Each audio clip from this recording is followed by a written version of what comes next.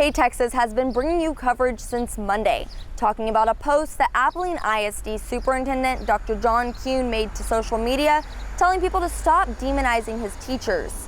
I'm Brenna Gibbons, and I sat down with a concerned Abilene High School parent who says that this post didn't tell the full story. It's very frustrating. So it's frustrating to see a superintendent that I guess lumps everyone together and says everyone's bad.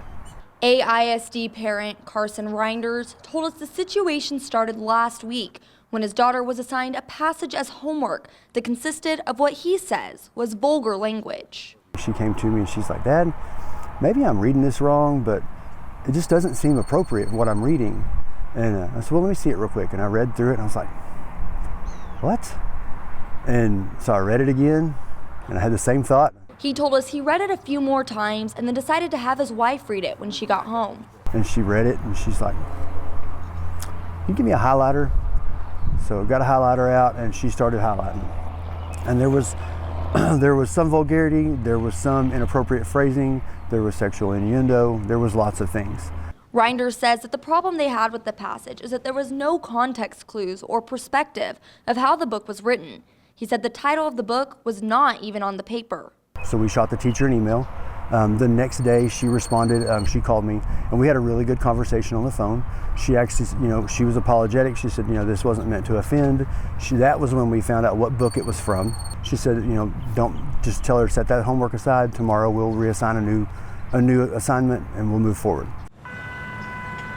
Reinders told us that the teacher and principal responded very professionally and they were able to have the assignment removed. He said his problem is not with the teachers, but Dr. Kuhn. I expect him to support his employees fully, but I also expect him to sit down and have a conversation with them and say, "Hey, talk to me about what happened. Tell me, let's walk through this and let's make sure it doesn't ever happen again."